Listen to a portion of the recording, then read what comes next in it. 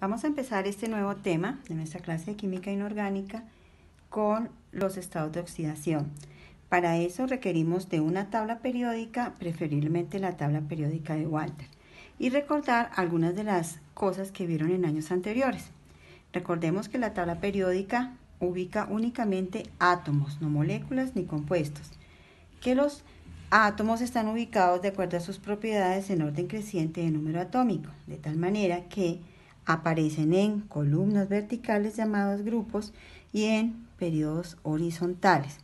Los elementos que encontramos acá en esta esquinita, separados por esta línea morada, son los elementos no metálicos y de aquí para acá son los elementos metálicos. Estos son elementos sintéticos o tierras raras.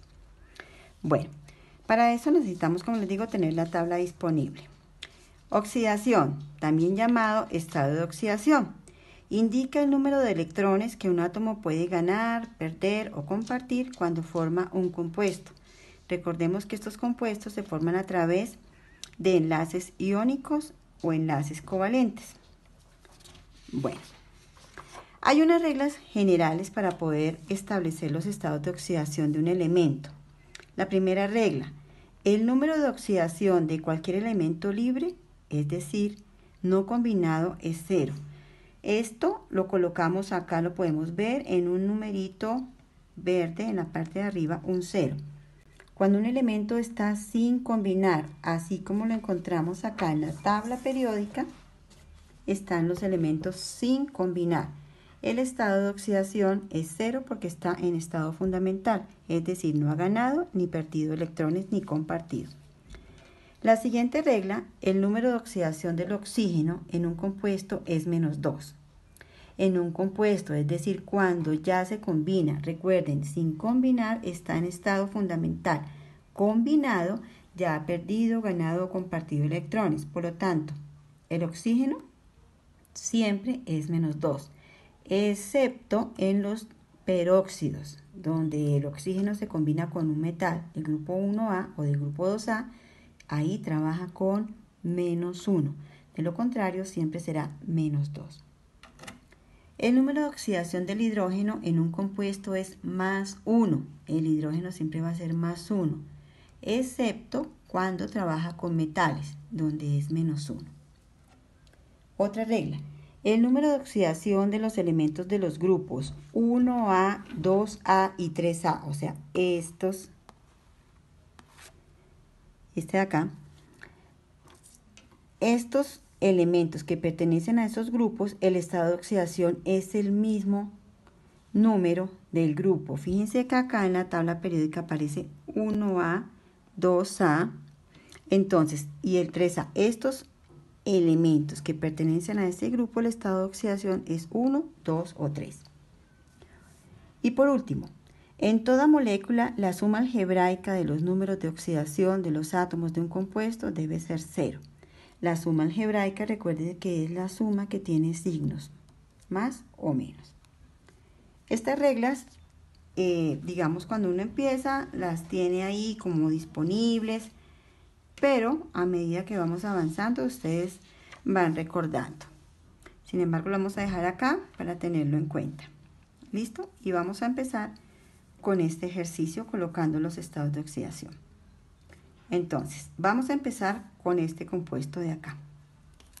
El estado de oxidación del hidrógeno. Aquí nos dicen que el estado de oxidación del hidrógeno es +1.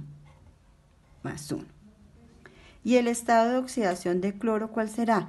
Si la suma algebraica debe ser 0, por lógica es -1, para que +1 menos 1 me dé 0. Esa es la suma algebraica del ácido clorhídrico con sus estados de oxidación. Vamos a mirar acá otro ejemplo. El óxido de hierro. El oxígeno es -2. Vamos a colocar primero los que conocemos. ¿Por qué es -2? Porque una de las reglas generales dice que el oxígeno es -2. Se lo colocamos acá, -2. La suma algebraica debe ser 0, por lo tanto, en este caso, el hierro tiene un estado de oxidación de 2, para que la suma algebraica me dé 0. Este de acá, el agua. que es la base del agua. El oxígeno es menos 2. El hidrógeno es más 1. Aquí la suma algebraica no nos da 0. Entonces, ¿qué tenemos que hacer? Aplicar la denominada ley de aspas, que nos dice que cruzamos los estados de oxidación en forma de X, como en este sentido, en una aspa. Entonces, este de acá baja sin signo a la parte inferior del hidrógeno y el del hidrógeno, que es 1, baja al oxígeno en la parte inferior. Pero recuerden lo que les explicaba en la clase anterior, que en química los unos no se escriben. Ahora vamos a ver si la suma algebraica la comprobamos de la siguiente manera. Vamos a multiplicar el número que aparece en la parte de abajo por el de arriba. 2 por 1 nos da más 2. Y acá es menos 2 y el 1 imaginario de acá, 2 por 1 me da menos 2. Más 2 menos 2 me da 0. Listo, la suma algebraica me dio 0 y este paso es muy importante porque así es como podemos determinar cuáles son los subíndices que acompañan a cada elemento dentro de la fórmula de un compuesto. Terminamos con este de acá, ya tenemos el compuesto con los subíndices. Vamos a verificar los estados de oxidación. Vamos a escribir primero los que ya sabemos. El oxígeno es menos 2, el hidrógeno es más 1. Multiplicamos los pequeños, los que están abajo, por los que están en la parte de arriba. 4 por menos 2 da menos 8. 2 por más 1 da más 2. Entonces, ¿cuánto vale el azufre? ¿Cuál es el estado de oxidación del azufre? El total negativo es menos 8. Y hasta ahora el parcial positivo es más 2. Entonces, ¿cuánto le falta a 2 para llegar a 8? Le faltan 6, más 6. El estado de oxidación del azufre sería más 6, para que más 6 más 2 me dé más 8. Y más 8 menos 8 me dé 0, es la suma algebraica. Bien, estos son los estados de oxidación. Aquí están los ejemplos que vamos a trabajar en la clase de hoy. Entonces, vamos a realizarlos. Cada uno va a resolver cada uno de los ejemplos en su cuaderno. Vamos a tener para esto, para cada elemento, para cada compuesto, yo los voy llamando. Vamos iniciando la cámara y vamos a mirar cómo nos dio el resultado. Estos no los voy a hacer yo, estos los vamos a resolver en la clase. Muchas gracias y concluimos ahí estado de oxidación.